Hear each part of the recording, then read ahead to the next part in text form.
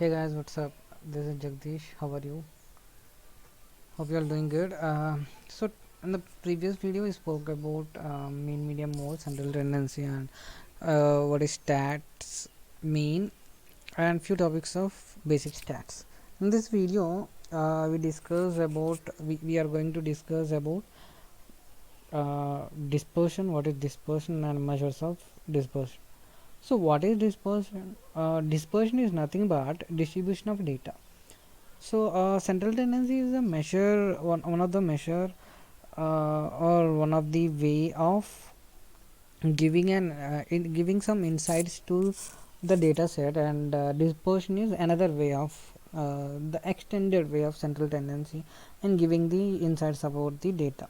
So what are the um, measures, or how you measure the dispersion?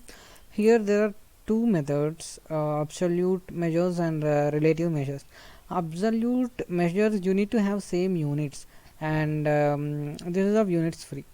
uh, so we are going to discuss about absolute measures. What I mean by unit, same unit. So for example, you are having a data set of weight. In the set, you should be having same unit like kg or grams. So that's what I mean by same unit. You shouldn't be having some data points as the kgs or some data points as grams. So it's clear. So absolute measures like range, quantile deviation, mean deviation, standard deviation, and variance. We'll talk about some of these, what they mean. So we'll discuss about range now. So what is range? Range is nothing but lowest number, largest number, I'm very sorry, largest number minus smallest number. If you do low minus high, you will get in minus, that's it. But the range definition is highest or largest minus smallest. So for example, we are having some data like 1 2 4 6 10. Now it is very simple to calculate 10 minus 1. um, I, I wrote in here also in the reverse way, but the way you need to do is 10 minus 1, pardon me for this, which is 9. It is a range. Now there is another thing, coefficient of range. So how you get coefficient of range? It is nothing but largest minus smallest divided by largest plus smallest into 100. So 10 minus 1 by 1 plus 10 into 100, which is nothing but 9 by 10 into 100, which is 90 percentage. So this is how you get the coefficient of range. And so standard, now we will be going to speak about variance. So what is variance?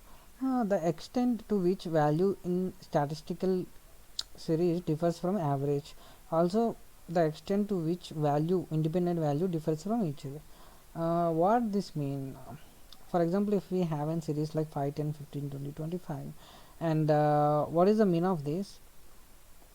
Mean of this will come as a 15. Now we take independent data points like 5 10 15 20 25, and now just subtract that individual element with the mean, and whatever the number you get, that we call it as a variance. So 5 minus 15 is minus 10, 5 minus 10 minus 15 is 5. That's you subtract individual element with mean. That's how you get your variance. Now what is standard deviation? It's nothing but square root of variance. So large, yeah, here is one note you have to make. The large variance shows numbers in set are far away from mean and vice versa. So what does this mean? For example, uh, here we are having three types of data, series. This one series, second and third. uh, so now what is the mean of this first series? 100 500 is 500 divided by 5, which is 100. And if you subtract every individual element with the mean, what do you get here?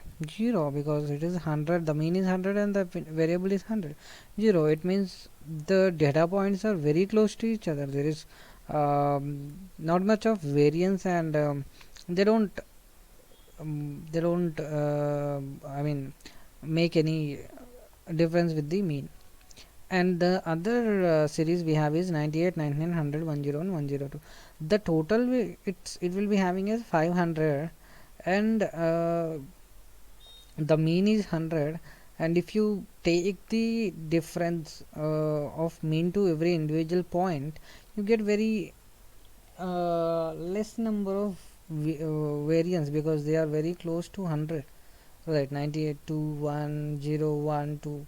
So, and if you take this series and 1 2 3 4, and this also totals to 500 and mean is 100. Now if you take this kind of series, now you will be seeing getting a very high variance number, and that shows the data points are very away from the mean. And also I was talking about the mean fails with an outliers. If you take an example of this, and if you calculate the mean of this, which is already calculated 100, and if you can't say the 100 is the midpoint of this data set, right? Because the start, I mean, the half of the number, I mean not half, but every point is very far away from 100. So this is where mean fails. And yeah, I just want to just recall the topic, so that's why I was talking about the mean. And if you see here, this is a normal distribution curve. Of course I have pictured something else like a mountain or that's something like that, but normal distribution curve is nothing but bell shaped curve, where median, mode, and mean all are same.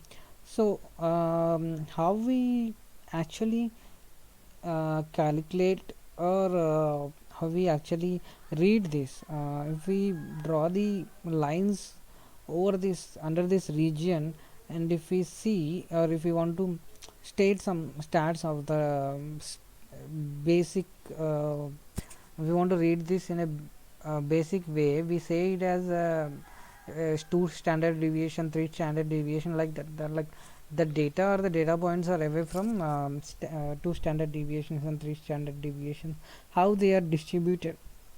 So that's where standard deviation comes in picture. And if you ask me, mean, median, mode, or we have understood, but variance and standard distribution we have understood, but what are the applications of this? So if you go into data science and machine learning, for example, if you got a basic data set, I mean, we are talking about the basic step. So if you got a data set, and if you have to run a model like a linear regression or logistic regression, you need the data, right, basically. And you will not be getting the data which is ready to put into the model. You have to do some adjustments, and you have to do some alterations to the data set in order to make it ready for the modeling. So one of the challenge you get there is very common and challenging one is missing values. There are many ways of treating missing values, but very few basics treating of missing values are the mean, median, mode.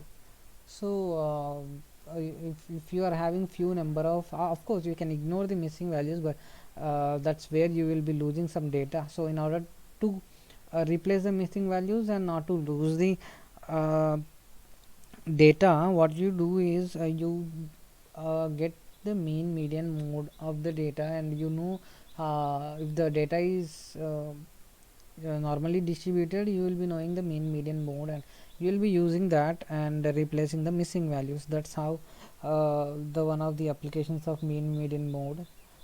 So so I always say, like, basics, these are the basics which are going to help you very much in your journey towards data science.